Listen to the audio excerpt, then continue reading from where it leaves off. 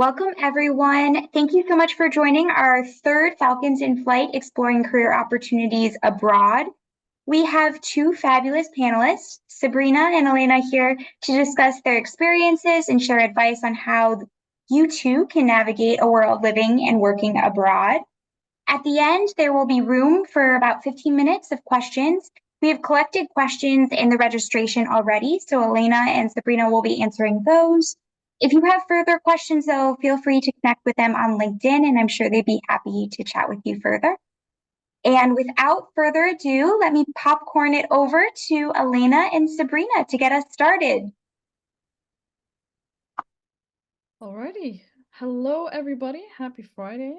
Hope this is finding you well in Boston or wherever you're kind of tuning in from for today's Falcons flight event.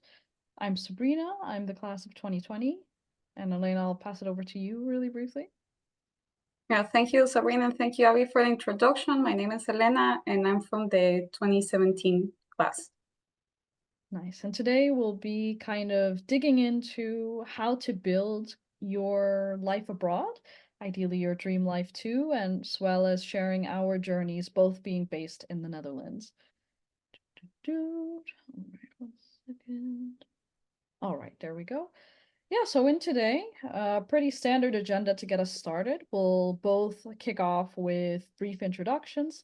We'll begin with where to start and kind of sourcing and navigating your career journey abroad. We'll also discuss the challenges and our own stories as well, some tips and tricks to navigate, and then, of course, question and answer. Like Abby said, we have kind of a pre-populated form of questions already ready.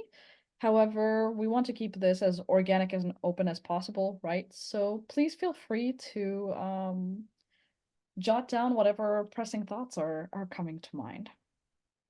So with regards to introductions now, I'll kick it off and then I'll hand it over to Elena. So hi everybody, I'm Sabrina.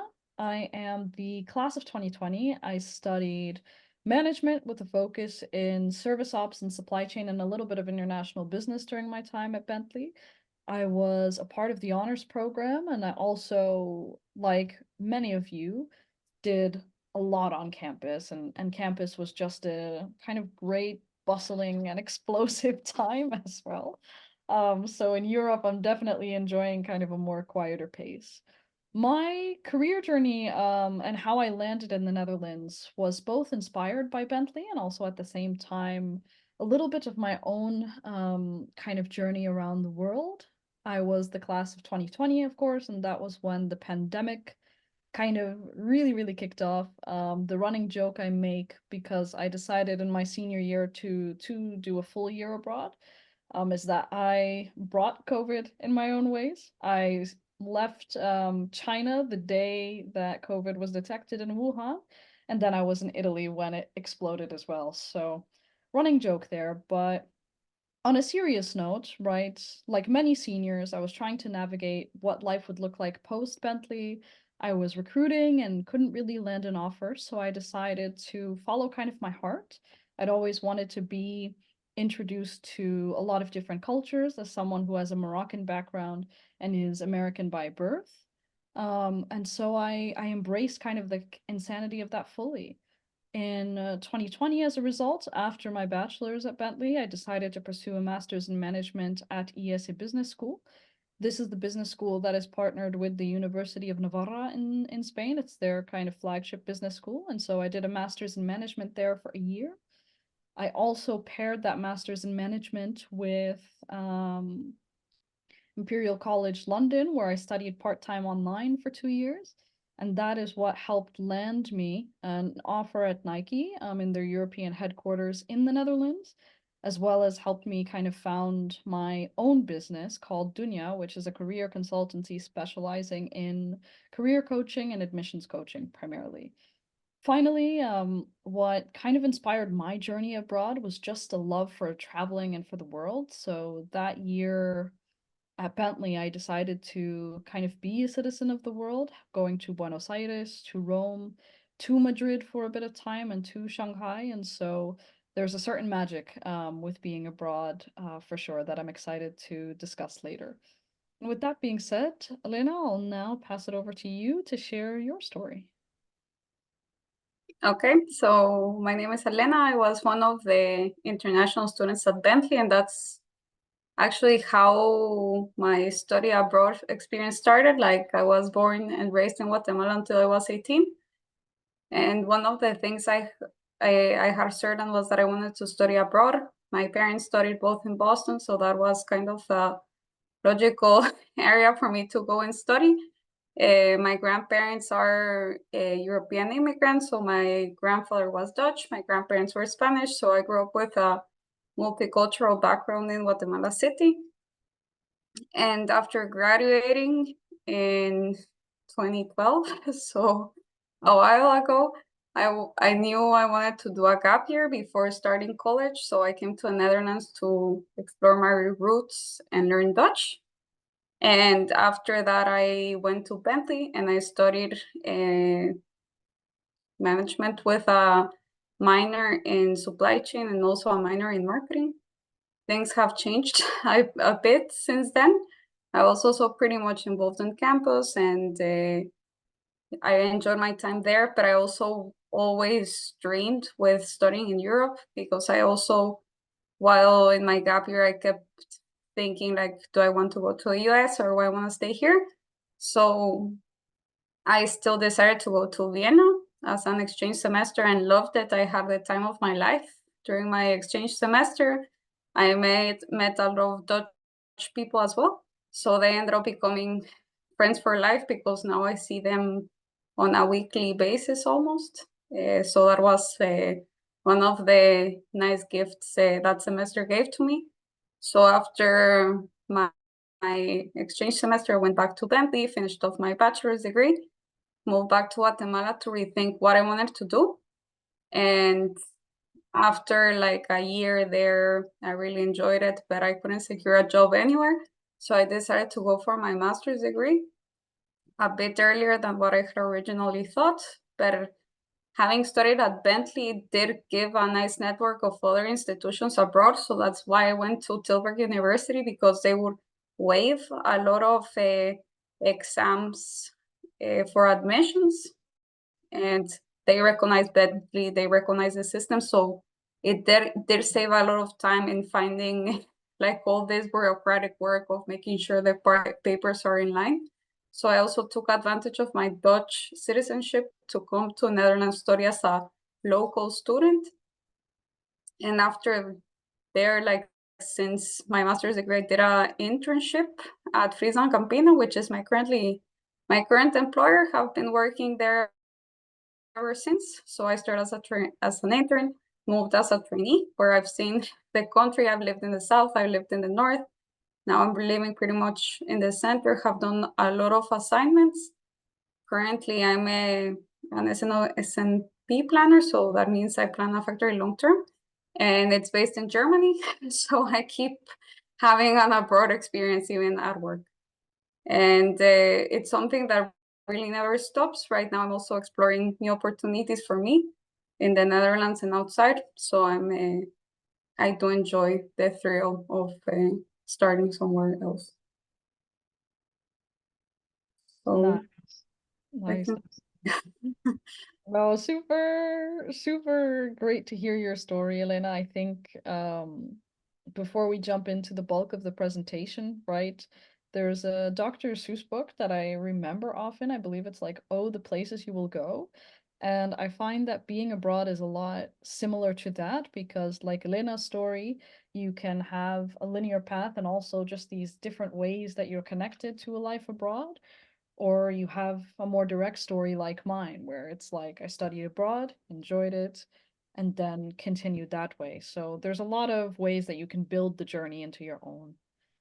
All right, now we'll be getting into the meat of the presentation. So how to begin getting started with life abroad. And we'll jump into about 5 areas that can help you potentially get here. So the 5 are as follows. One being internal mobility, so being able to move within your actual company if you're working within the US or any other country you're coming from.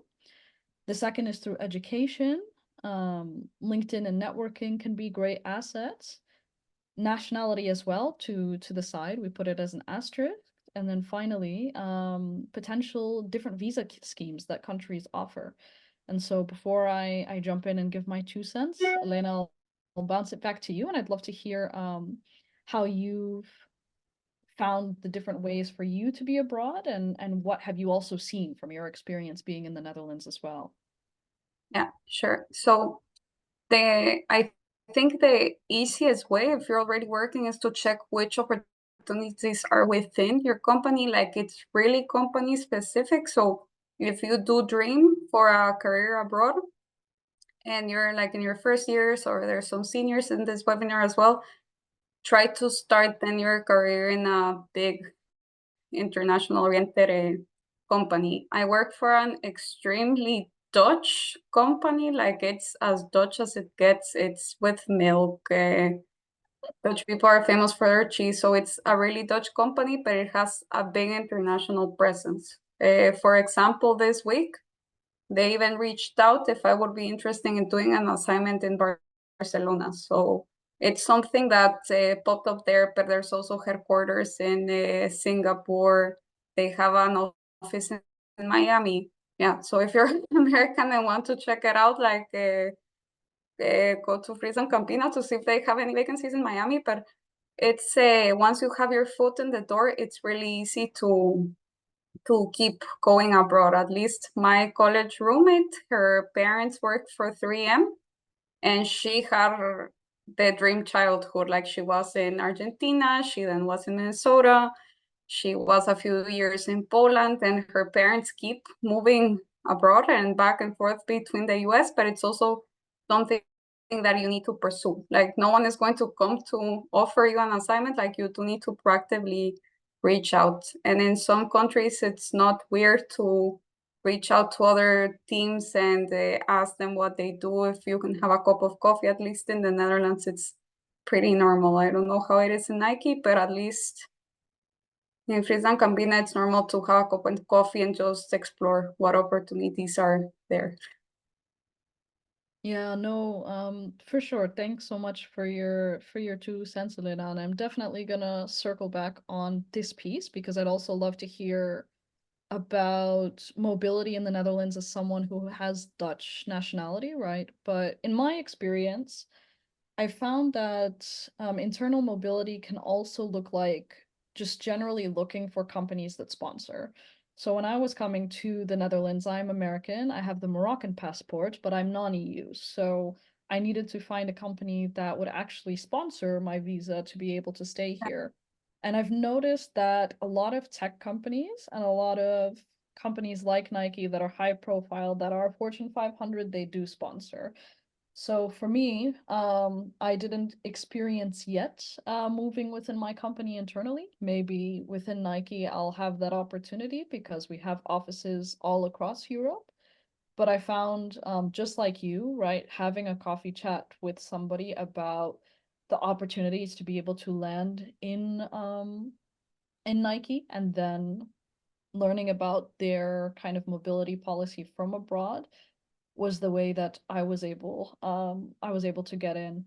I also think as well, one of the great things about the Netherlands is that it is a country that has a strong affinity towards sponsoring visas. Yeah. So that's something to keep in mind. Like, within the EU, there are a lot of countries that make it easy to immigrate there, depending on if you have the proper language skills, if you have the proper degree, which is, truth be told, a bachelor's in the US, and potentially higher education, but usually a bachelor's is quite sufficient. And if you have the relevant technical skills, so if you've been, working in industry, in a startup, in any organization for a number of years, these are all areas that that companies can be willing to sponsor. So really briefly, at Nike, there's internal mobility policies as well. So if you're working for Nike, for Converse, or for any of the companies that Nike has acquired, and you're based in the US and you want to relocate to the Netherlands, for example, to our European headquarters, it's pretty possible. the second piece that we have here is the education bit. I know, Elena, for you, you are Dutch by nationality, and so you're able to come here and take advantage of that. But I'd still love to hear your experience about how being in Tilburg was for you. How also you were an international student in the States, right? So how that process went for you as well, as these are both great opportunities to scale your career abroad. Okay, so I do think to immigrate can be sometimes difficult, and we'll get that to that in the next slide. But I think the safest way to start is to be a student, just because you will be surrounded with people your age. So like it's really the easiest time of your life to make friends, and that's a general thing I felt in both places. I did find studying at Tilburg harder than it was at Bentley, just because in Bentley you have a campus, you have all the resources there, you feel very much safe all the time. Well, at Tilburg, they couldn't even help you find housing. So I was living with my grandparents' friends for the first month until I could find something. And even though I spoke Dutch back then, like the basics, most of the housing was Dutch only. So it was not as easy as the US. And also, when I started as a master's student, Dutch people do have their high school friends are their friends for life.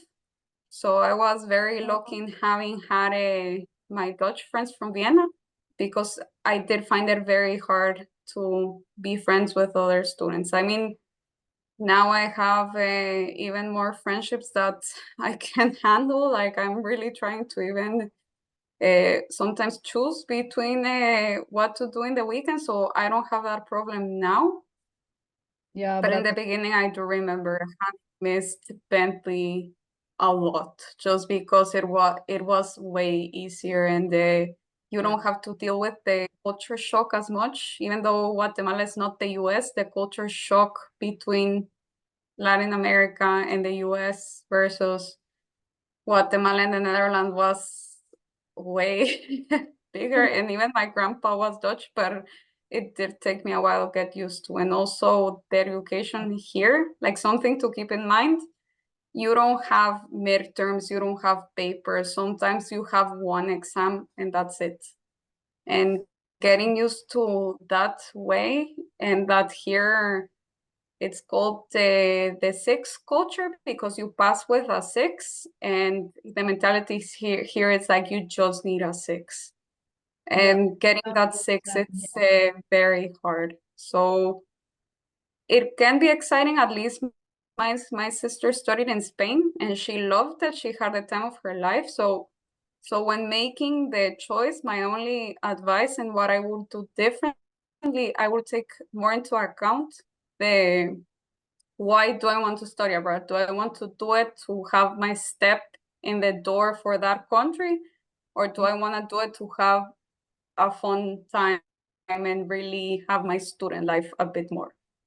So it really, that would be more my advice. And also for my young self, uh, to what yeah. what what to Yeah, no, yeah.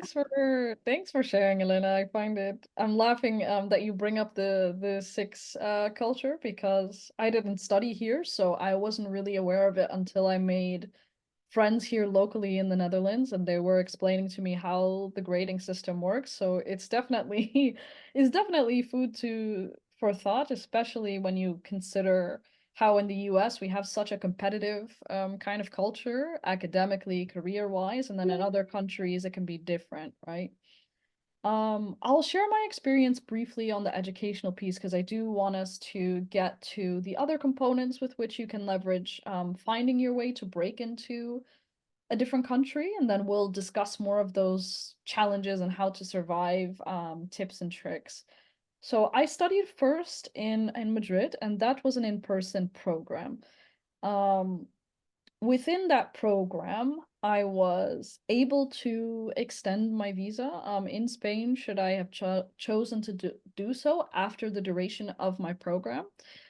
But I think one of the things that I want to call out as well is that it's really important to understand what are the transferable skills that you have, what are the skill sets you need to work in that market to be able to succeed. I didn't speak a lot of Spanish at the time. I had really, really broken beginner Spanish from what I studied in the States. And so that was something that I really needed to consider in my time abroad. Most schools, they will give you, as you're searching for a job, like a certain amount of time with which to find that job. But it's really important as well to keep in mind, you know, is this a country who speaks English on top of maybe their local language as a form of business? In the Netherlands, we have that, so it's a lot easier for foreigners to potentially migrate here. But in a country like Spain, where business is conducted in Spanish, you can for sure do it in a year or 2 years, however long you're studying, but it's very important to keep in mind what are the local requirements. But like Elena's friend, definitely had the time of my life in Madrid.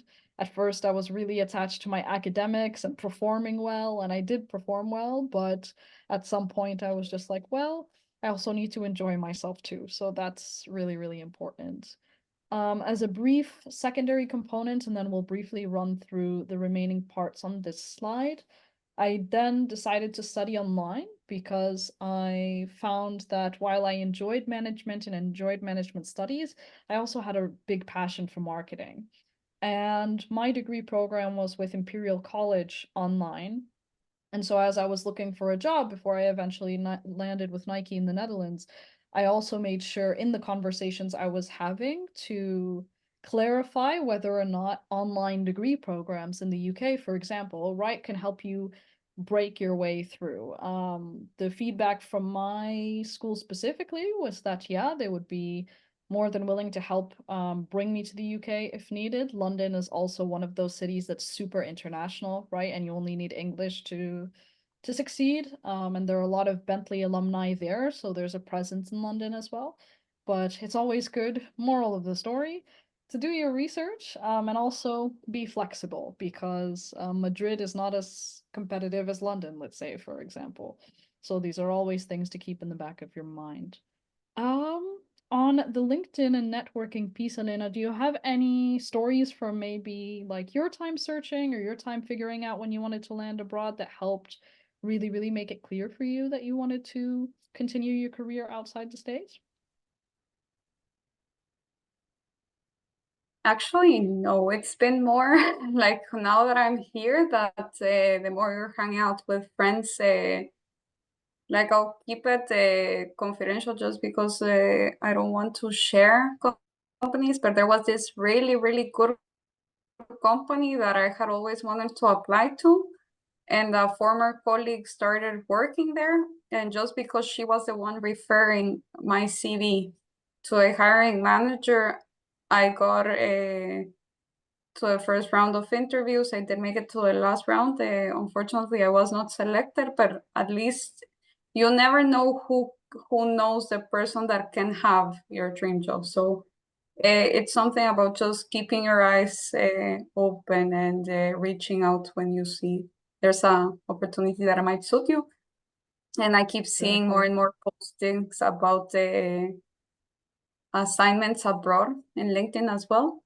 And sometimes when I'm bored, I just like to put supply chain and worldwide and see what's out there because like you really never know what's out there. And sometimes if they like your profile, they'll be willing to sponsor. At least that's the mindset I have.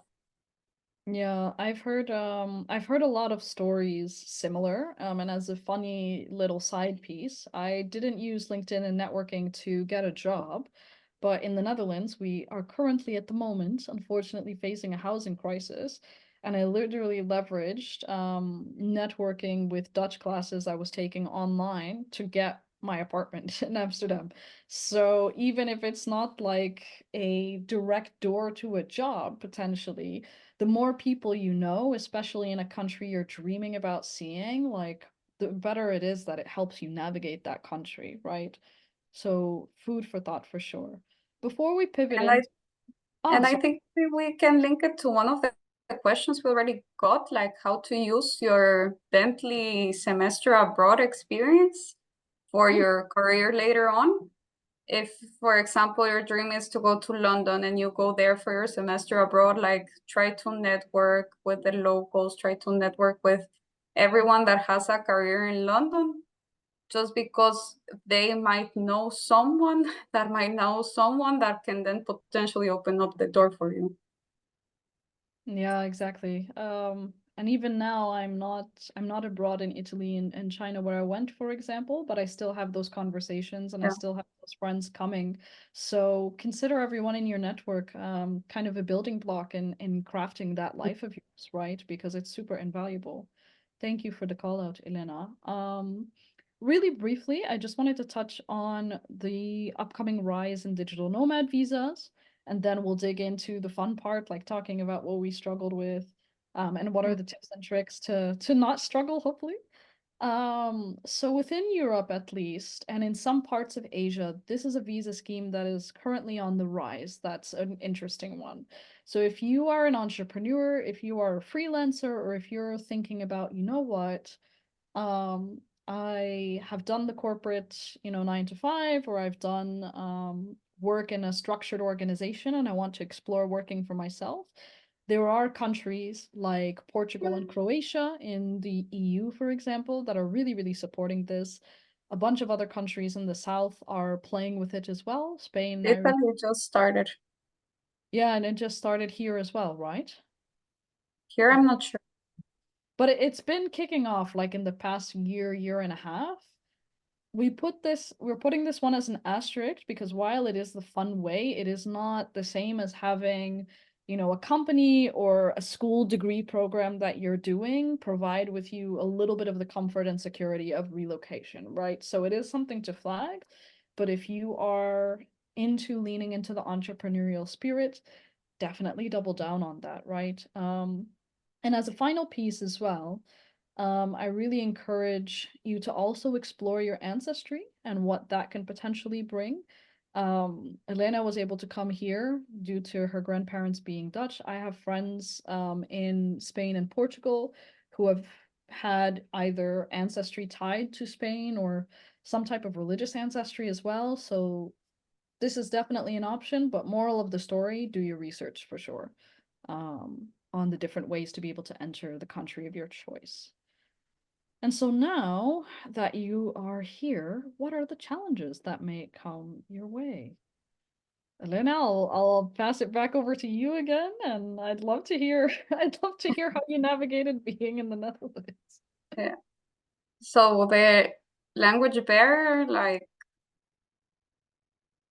I mean, I've spoken English and Spanish since I was very young, so at least in Bentley, I would say that the only language barrier could have been like every now and then a joke that I wouldn't understand.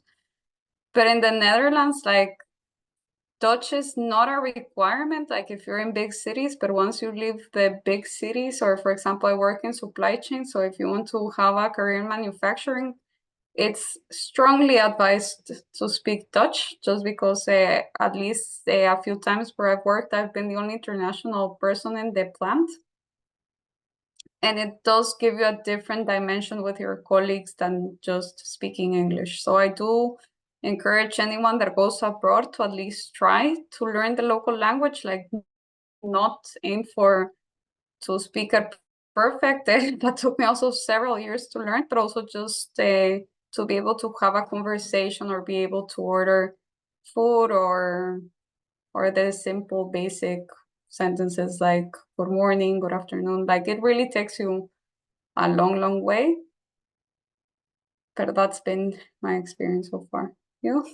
Yeah, no, I'll share mine with Dutch as well because it's an interesting language, but I would say if you go how you go about the language barrier if you're only fluent in English, this is one of the questions that came into the chat as well as like working in Europe when you are not fluent in other languages besides English.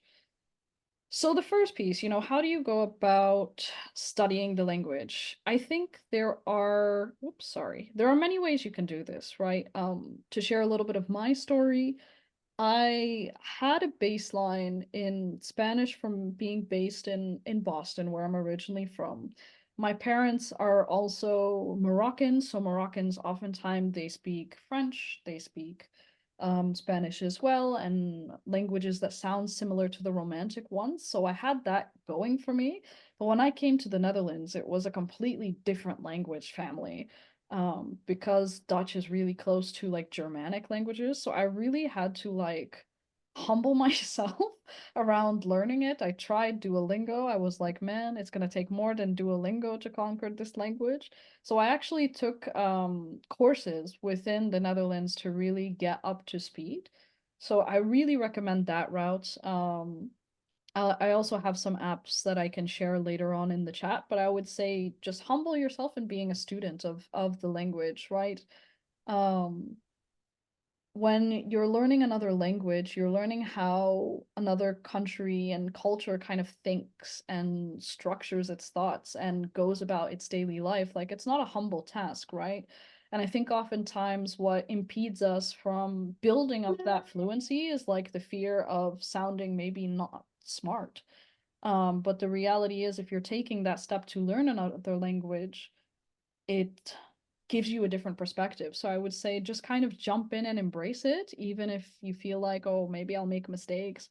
Maybe I won't sound that great. The Dutch as well, culturally speaking, and then I'm not sure what your experience is, but I found when I was first starting my Dutch journey, every time I would try to speak Dutch, the Dutchies would come back to me in English. So I kind of had to push back with my Dutch. And that's how I eventually got to a point where I could speak and talk and communicate. So um, that would be my advice on navigating the language barriers as well. And then keeping a cognizance of time. When it comes to landing roles in Europe, I found in the Netherlands, if you don't have Dutch, it's not difficult per se. There are a bunch of companies here that speak and operate only in English, but I think if you're looking for a specific career field, right, like manufacturing, for example, like marketing, where you have to kind of design strategies that are directly tied to the way the country operates, you kind of need to learn the language. So, in short, difficult, no, but I think the overarching takeaway we both agree on is try to at least dip your toes in it. So you're understanding more and taking advantage more of how you're living locally. And I feel it's more at least, I work for an extreme Dutch company, like they say we're international, we're not. But it's more like just when you're in a flex space environment and someone says a joke, someone answers, at least like you don't feel left out. Yeah. And I do think this is very country specific, like in France, Italy, Spain, Germany even. I do think their language requirement can be bigger, but like if you are going abroad to learn a language, the best way to do it is at work. At least that's what works for me. So I think this is more country, language, and company specific. So I would just encourage our audience to do their research. Yeah, no, for sure. And should we go to the cultural difference, or we'll run out of time, I think? Yeah, and the cultural Touch upon it differences, briefly. like, yeah, it can be, for example, working in the Netherlands, it's very flat. You can be very direct. They don't take it personal, like, because they'll do it to you. So are also things to embrace and learn to accept that, for example, here, if you want to have a cup of coffee with someone in a weekend, you need to plan it 3 weeks in advance. Like, that's just how they go. And instead of complaining why everyone has an agenda, like, just go with it. That would be my, like, not forgetting your culture as well, because I come from a high contact culture, and that's something I like and what I can bring to a table, but also just embracing that people live differently in other places. Yeah, exactly. I think really briefly, so we can touch upon like homesickness, change, Dutch bureaucracy, and then get into kind of the last bit of the presentation. Just be a sponge, accept what is coming to you, because I found that the Netherlands is such a small country, but when you go north to south, east to west, you're really finding so many differences. So just being like observance of the world, it's a great way to navigate that. Um, when it comes to homesickness, very briefly, I think a lot of people will have different degrees of struggling here. I know for me, I had been traveling abroad for quite some time before I relocated to the Netherlands, so I struggled with this when I began my abroad journey, and I didn't towards the end, but it kind of comes in waves. Some days I really miss home and I miss my parents. Some days I'm doing okay. I think it's always important to kind of maintain the relationships that you have and not kind of isolate yourself when you're going abroad, right? We think about a lot of the high points and the aesthetics, for lack of a better word, but sometimes we forget to realize the human experience. You're in a different country. Maybe you don't speak the language of that country. You're in a different culture. You're still building friends. You're still building relationships, and so this is something that comes up for sure. Do you have any kind of final comments on homesickness and change, Elena, that you'd like Yeah, to share? and I also think it's accepting that you cannot be home for everything. Like I've missed a Yeah. lot of my friends' weddings, a lot of my friends having babies. I've missed my parents' birthdays. Are things that you're going to miss, and it's a trade-off, but you need to do what works for you. At least I took the the step to close Yeah. down Instagram, at least as of now, just because what triggers my homesickness is the weather, and it's been terrible lately. So I'm just trying to avoid thinking, okay, it's sunny, it's beautiful home, and here like it's hailing still in April. So I've just learned to do what works for me. Yeah. And like scrolling hours through your friend's feed is sometimes maybe not the the best the best idea, and also to embrace that life is also sometimes boring even abroad, Yeah. because you always have this Emily in Paris idea, but not every day is super fabulous. Like there's also some days that it's just life, and accepting that that's part of the package. Exactly. I saw a question come up about taxes. I just finished my taxes here in the Netherlands this week, so needless to say, there are indeed a lot of days where you're just passing the time, and that's okay as well. All right. To the last bit of the presentation, we're now going to talk about different tips and tricks to stay afloat. We'll also go through the questions that have come in, and then we'll close in a bit. So, tips and tricks for navigating your time abroad. We have four and then a Dutchy bonus. The first, starting slow and not fast, really prioritizing the friendships and the relationships you build abroad, being a sponge to be an oyster, and then planning for the short and long term. I'll give my 2 cents and then I'll pass over the rest of this to you, Elena. But in my experience, as especially having lived in the States for the majority of my life and relocating, the first piece is the strongest. Start slow and not fast. When I moved to the Netherlands, I was like, I'm going to master the language in a year. I'm going to build my career, in XYZ ways, thinking about the fast pace of promotion and engagement we have in the US. And I set all of these goals. And in my first year, I didn't achieve them, but I built a strong foundation for the next almost 3 years I've been in the Netherlands to enjoy that. And so one of the call outs we have, right, is even though European culture might have some similarities to the US because there's a lot of influence here, right? It's not the same. And so you need to give yourself a little bit of kindness and grace if you're thinking about relocating abroad. You're not gonna have it all at times, and that's okay. And one of the things my mentor had told me that I'd never forget when it comes to career building when you build a career abroad, you have the option of relocating to a specific location, to a specific function in a specific industry. You're not going to have it all when you start your journey. And I think that is something that does ring true. There's a lot of compromise, so be kind to yourself. The second bit is friendships and relationships, right? If you're in a country where you have friends that are based there, right, you're probably going to be seeing a side to them that you hadn't seen previously. So investing in getting to know new people and getting to know old people to really build your foundation at home, in your new home, is super, super important.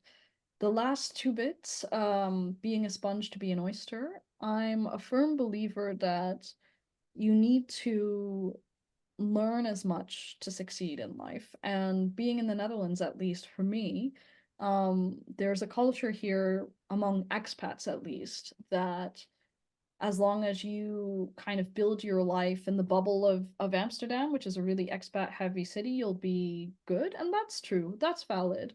But I think to enjoy kind of the high fruits of Dutch life is to really be a sponge, be willing to make mistakes. Don't be ashamed if, again, you don't speak kind of the language to the point that the natives have, speaking at 20 years, right? Be a sponge to be an oyster. Take up as much as possible. And then when you go into society, maybe at times you'll outshine them, which is also a nice thing. And then the last thing, of course, is like planning for the short term and the long term. So really, really briefly, and then I will hand it over to you, Elena.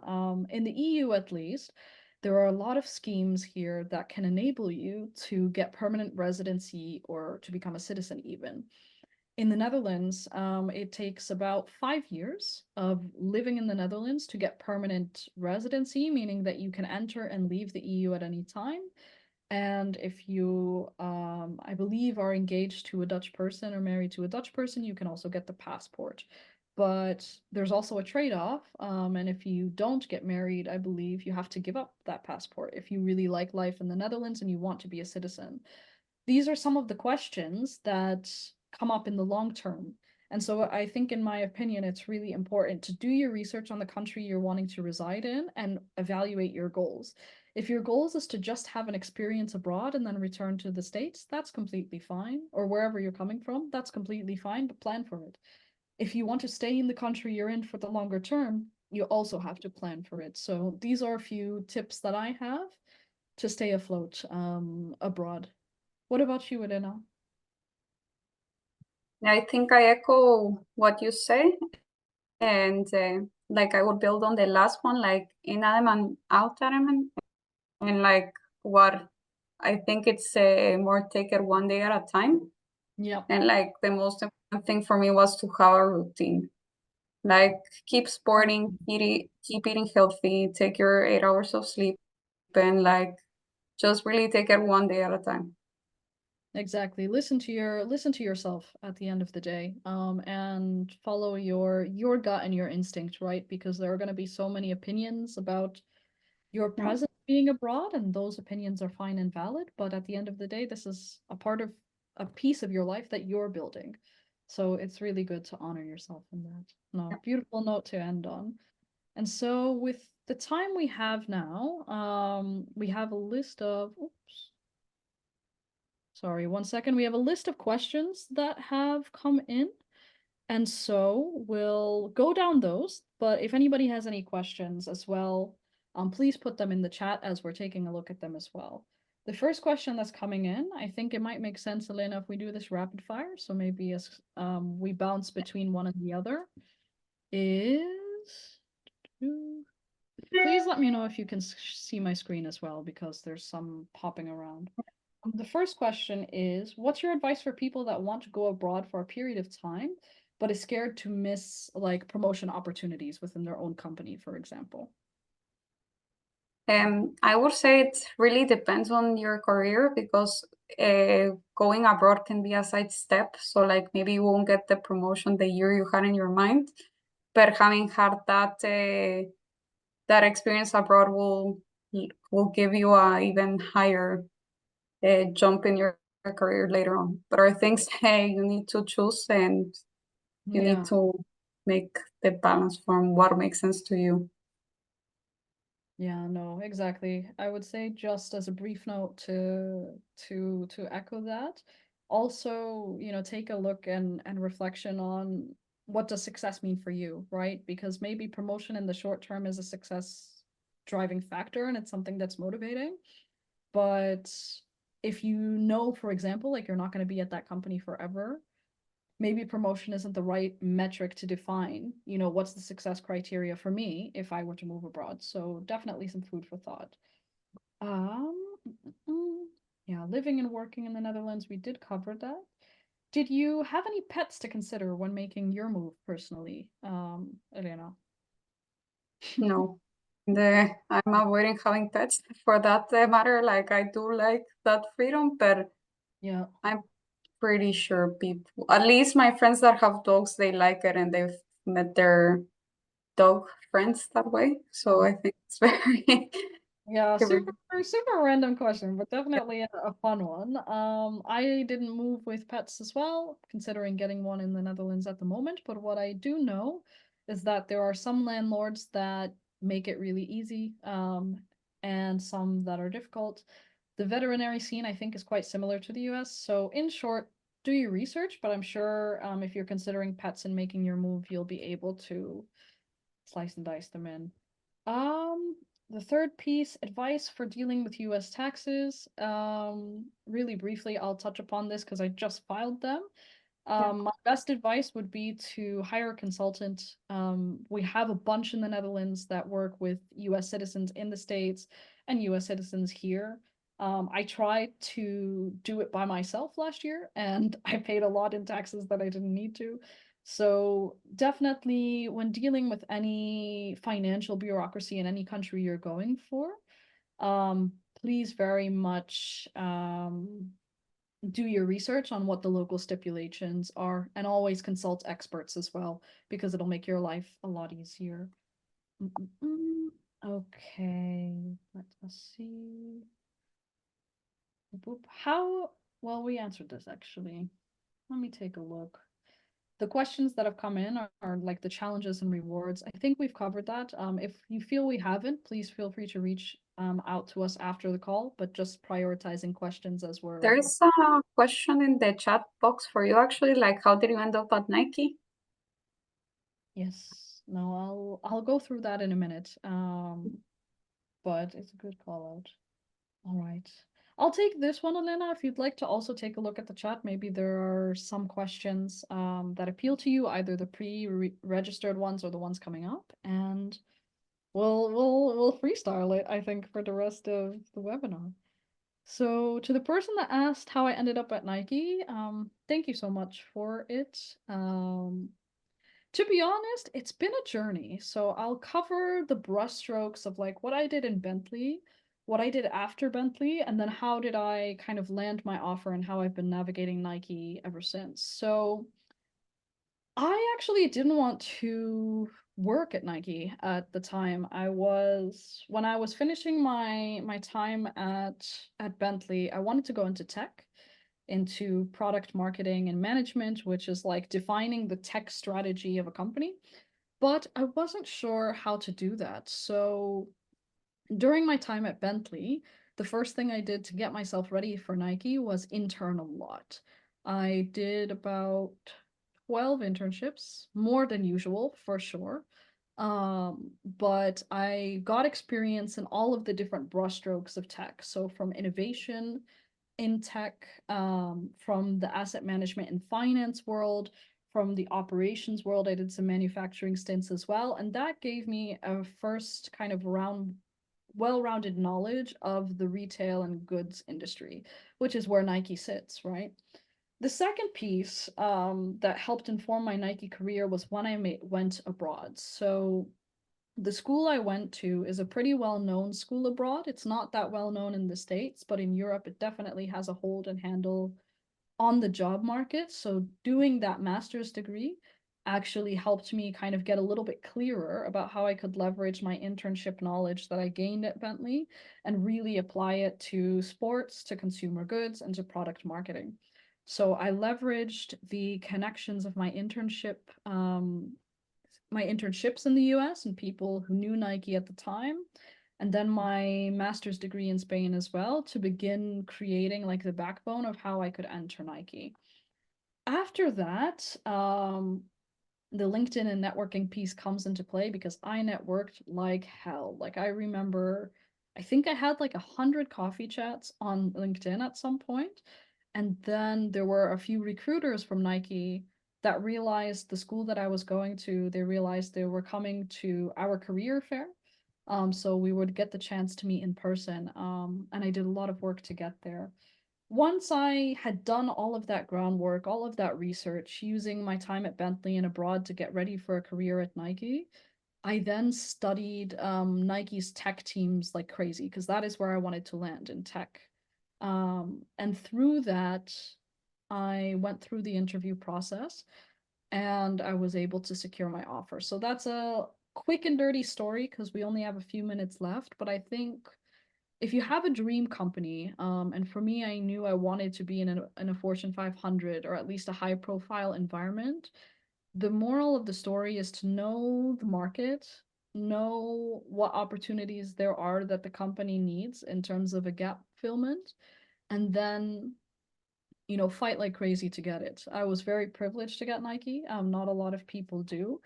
But I also took, rather than following what everybody at Bentley was doing and trying to get a full-time offer as quick as possible after my senior year, I waited. And 6 years later, so after I did my master's, that's when my offer came. So I hope that that helps. And apologies, that was a bit long-winded, but happy to connect on it after. And I think we can build on your story for one of the questions I see, but it's a when do you know? Wait, here. How and when are you certain about the career you are in now?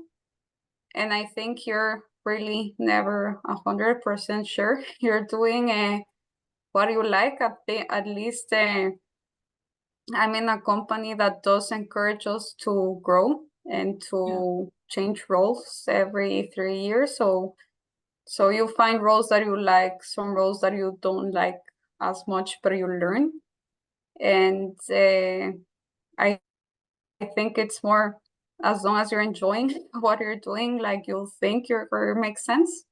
But also just because it was your dream when you were a freshman doesn't mean that when you're 40, it should be still the same dream. Like you can always have a change of heart. At least that's what has been for me. Yeah, no, I really agree. One of my mentors at Nike, who now runs the entire procurement organization, so he's the director for all of Europe, he told me within his career he almost quit Nike 10 times. And that really struck me when I was starting out with my internship offer, right? Like just Yeah. fresh to the job markets. But I think through that wisdom, right, being abroad is and pursuing your career abroad means that there are a lot of times where it can change, and it can very much change, which is good and normal. But always remember what it is you're interested in, what it is you're going after it, and be free to be like a student of that space, right? Because that's where you find your passion and fulfillment in life, when you're going after what kind of keeps you up at night. And I think, at least in the Netherlands, there are so many opportunities to explore kind of career development in that way, both as you're like outside of work, as you're building up your life, and then also in work as well, for sure. And like what one of my favorite managers has always told me, he said, because I was very nervous, like what to do after the traineeship. And he said, Elena, you need to work 40 more years. There's more than enough time to do everything. Exactly. And then you do realize that there's more than enough time and opportunities. And like we've talked a lot about the Netherlands, but the world is becoming so and so globalized. The world really has even more. Yeah, exactly. Exactly. Alrighty. I think with 3-ish minutes or so left, let's pick 1 to 2 more questions. Mm. Maybe as a final one, I know that we've touched through it throughout the presentation, but what have been kind of the rewards that you've experienced yourself, Elena, from working abroad in the Netherlands? Like the realization came last year when I was in New York for a trip, and I was waiting in the MoMA for like to enter, and I had a lady from the Midwest next to me, and like we had the chat like, "What are you doing here?" And I explained, "Yeah, I'm from Guatemala, but I live and work in the Netherlands." And I told her I studied abroad in Boston, like my life story basically, and she said, "It's really remarkable that someone so young has done so much." So I'm like the most rewarding has been like really looking back and think I've built a life abroad. I've been abroad more than one third of my life. It's not always been easy, but I've had a hell of a ride. Like, and I wouldn't change one decision just because it's brought me where I am today. And Yeah. like a practical moment is when they stop speaking English back to you in the supermarket, then you really think like, I mastered the language. So that's the smaller one you will say. Yeah, Yeah. no. Once you make the Albert Heijn level, then that's Yeah. it. You're Dutch, even if Yeah. if you're not Dutch.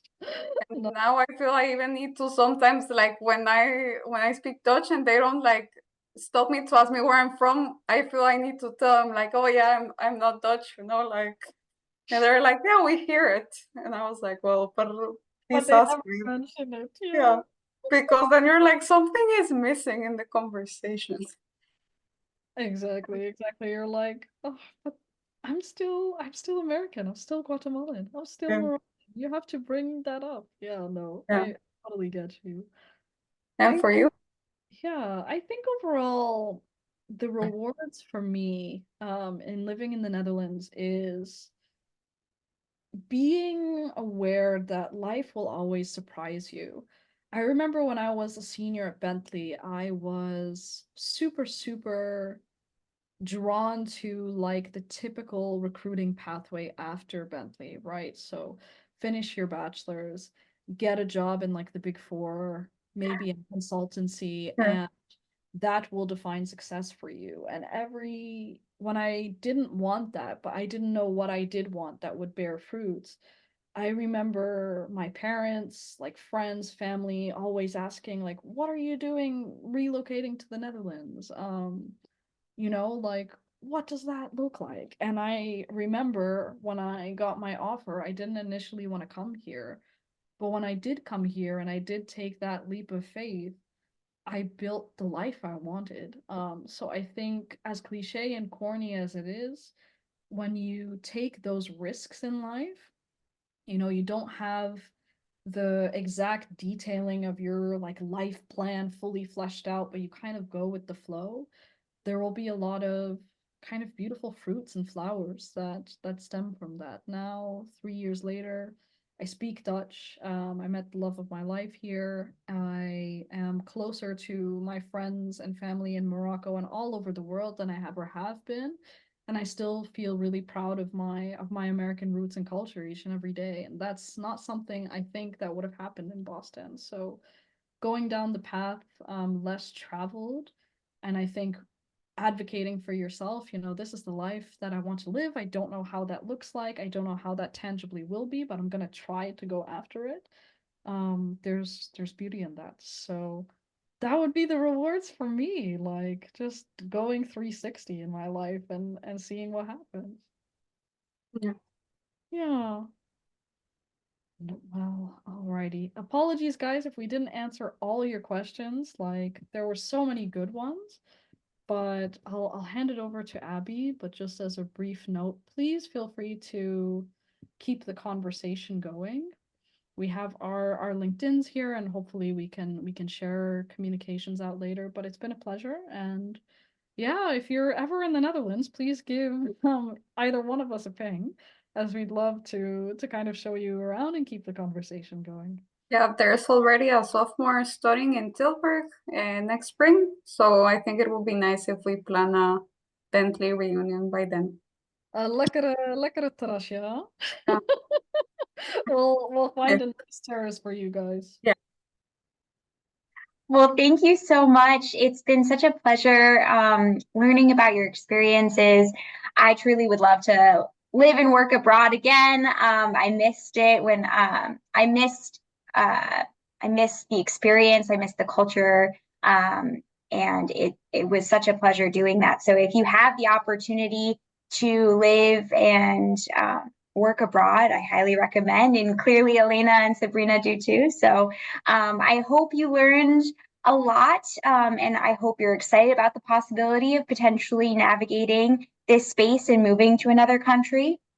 Please be on the lookout for a follow-up email with this recording. You're always able to look back on these recordings in our digital library. And there'll also be Elena and Sabrina's LinkedIn if you'd like to follow up and connect.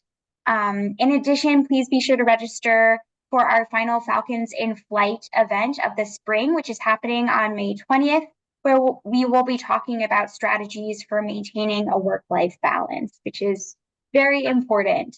So with that, I will bid you all adieu. Enjoy your weekend, and thanks so much for joining us.